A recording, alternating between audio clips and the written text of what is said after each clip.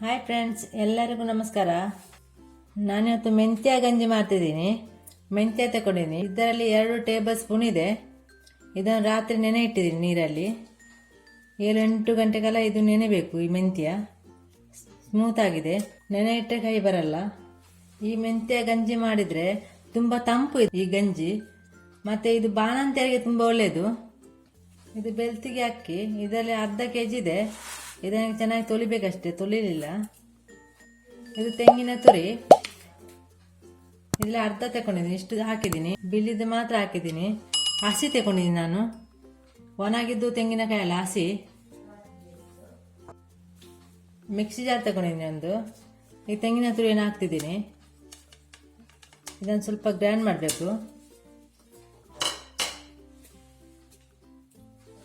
ಏಲಕ್ಕಿ 2 ತಗೊಂಡಿದ್ದೀನಿ, ಇದನ್ನು ಸಹ ಇದಕ್ಕೆ ಹಾಕ್ತೀನಿ.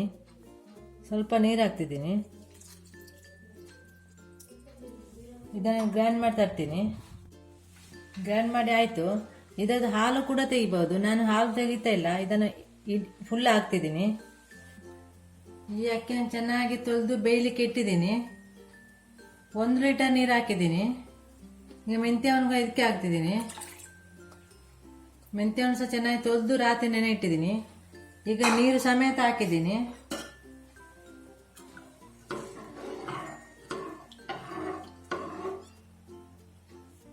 ಸ್ವಲ್ಪ ಉಪ್ಪು ಕೂಡ ಹಾಕ್ತಿದ್ದೀನಿ.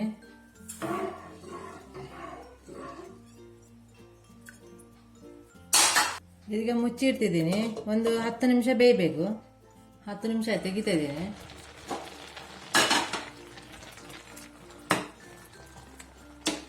ಈಗ ಚೆನ್ನಾಗಿ ಬೆಂದಿದೆ.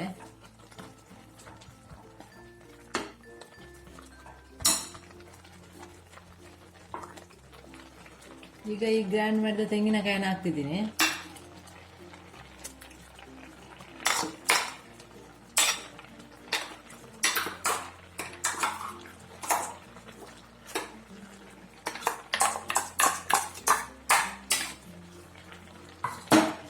ಚೆನ್ನಾಗಿ ಮಿಕ್ಸ್ ಮಾಡಬೇಕು.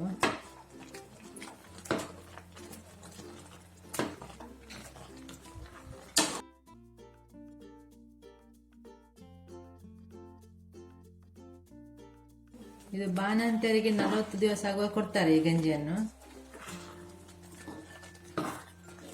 ಬೇಸಿಗೆಯಲ್ಲಿ 1 ವಾರಕ್ಕೆ 1 ಬಾರಿ ಆದರೂ ಇದನ್ನು ಊಟ ಮಾಡಬೇಕು, ಈ ಗಂಜಿಯನ್ನು. ಸ್ವಲ್ಪ ನೀರು ಹಾಕ್ತಿದ್ದೀನಿ.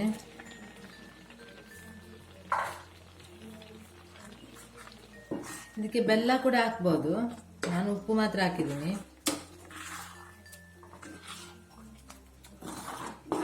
ಇದು ಸ್ವಲ್ಪ ಕುದಿ ಬರಬೇಕಿನ್ನು.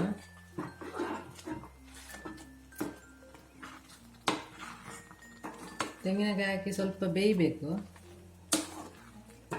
ತೆಂಗಿನ ಹಾಲು ಕೂಡ ಹಾಕ್ಬೋದು.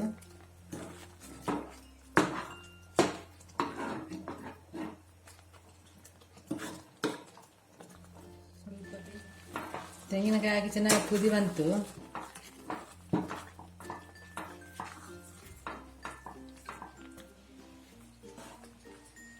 ಇದಕ್ಕೆ ಒಗ್ಗರಣೆ ಹಾಕಬೇಕು.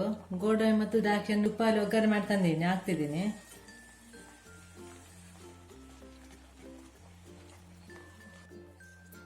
ಈಗ ಮಿಕ್ಸ್ ಮಾಡಬೇಕು.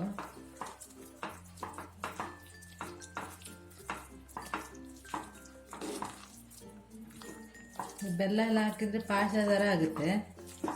ನಾನು ಬೆಲ್ಲ ಹಾಕಲಿಲ್ಲ, ಉಪ್ಪು ಮಾತ್ರ ಹಾಕಿದ್ದೀನಿ. ಮೆಂತ್ಯ ಗಂಜಿ ತುಂಬ ತಂಪು. ಚೆನ್ನಾಗಿ ಮಿಕ್ಸ್ ಆಯಿತು. ಮೆಂತ್ಯ ಗಂಜಿ ರೆಡಿ ಆಯಿತು. ತುಂಬ ಚೆನ್ನಾಗಿದೆ. ನೀವು ಸಹ ಟ್ರೈ ಮಾಡಿ.